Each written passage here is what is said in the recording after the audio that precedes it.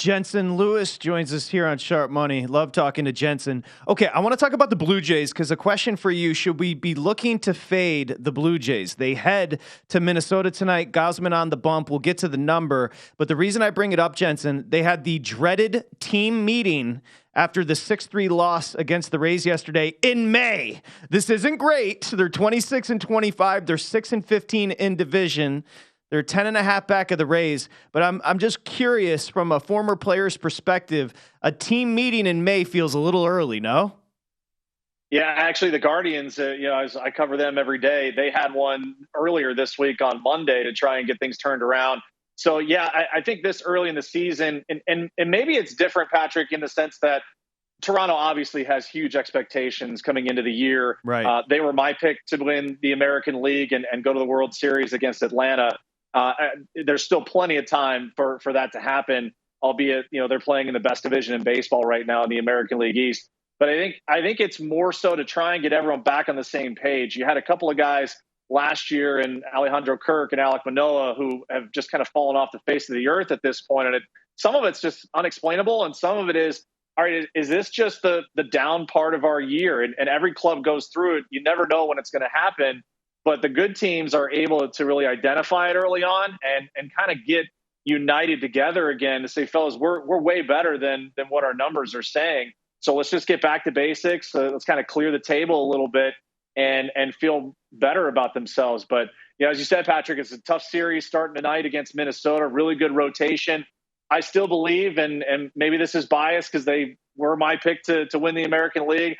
I think they've got plenty of talent there. I think they've got enough time to be able to turn this thing around, but you want to see some signs. You want to be able to build with some momentum, and hopefully this offense can really help out this pitching staff as well.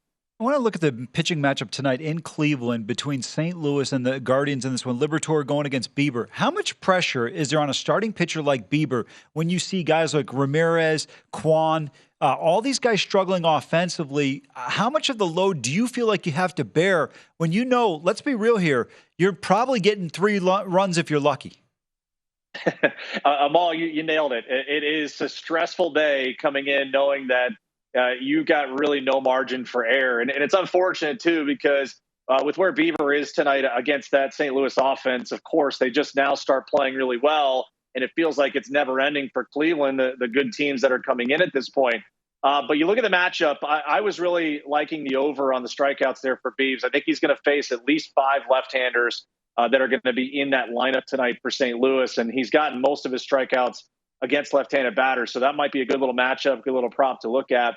I think St. Louis's offense is really starting to show that they can be one of the best in all of baseball. And so Beeves has got his work cut out for him. It wouldn't surprise me if they could hang 3 or 4 runs out there the way that they're swinging right now. But I think for Bieber, when you look at the diminished velocity, he's going to have to really be able to pitch and locate. He hasn't had the strikeout numbers of all that he's had in the past. I mean, he's had a ton of starts this year where it's been about 4 strikeouts and that's it. So looking for probably a lot of sliders tonight, a lot of cut fastballs in on the hands of those left-handed hitters, but think that, 6 strikeouts, I think his prop's 5.5, wouldn't mind if you get a little plus money on that to try and get 6 or more. This is why we love Jenson working in those props. Nobody's better. Dodgers at the Rays, a little short weekend series with potentially the 2 best teams, Jenson, in baseball. Help handicap this one tonight, though. 2 pitchers that have struggled, Syndergaard and Beeks, the righty and the lefty, respectively. You got a total of 9. You got Beeks laying $1.10 here. Yeah, and hard to go against the Rays offense right now, guys. Every time you want to look at an under, forget it. Just run away from it. Little rematch there of the pandemic World Series in 2020, and the Dodgers just quietly putting together another great campaign when all eyes were on the Padres to probably win that division. It hasn't transpired that way, and I think the Dodgers probably took it personally that all of those accolades and all that love was being sent San Diego's way. I look at Tampa, and it just feels like whoever you throw out there as far as an opposing pitcher against that lineup, they're going to find a way to at least get 3 or 4 runs. So that might be right on it, fellas. 9 might be the number. Either way you go, I mean, if you get a couple early runs here from Tampa, they might be able to hang a crooked one out there. So I'm probably staying away from it, but man, is that going to be a fun series all weekend. By the way, Bieber right now here in Vegas, Patrick, is a 5 on the strikeout total, so even better than the 5.5 if you want to go over there. I just bet it. I literally just bet it after Jenson said it. Jenson, I want to go to a pitcher that's pitching extremely well. Are you a buyer or believer in him long-term? That's Toronto's Kevin Gausman, takes on the Twins today. Varland on the bump. Minnesota has done well. I don't know if you buy in. I still think the Guardians can catch them if their bats ever wake up. Total here is 7.5, and the Blue Jays, are a big road favorite at -150. Yeah, I wouldn't mind taking a little flyer on Minnesota tonight, and just obviously, with all due respect to how Toronto has been pitching wise, it's been Gausman and Bassett. They've been their two best pitchers thus far, but I think Minnesota, how they stack up tonight, particularly, that could be a sneaky little dog to go after on Toronto. But Gausman overall, Amal, has been really sensational. The late movement on the fastball, split finger has been great, and his breaking ball has been on point. Matchup tonight might be one where he could get tripped up, but overall, yeah, definitely buying on Gausman long term.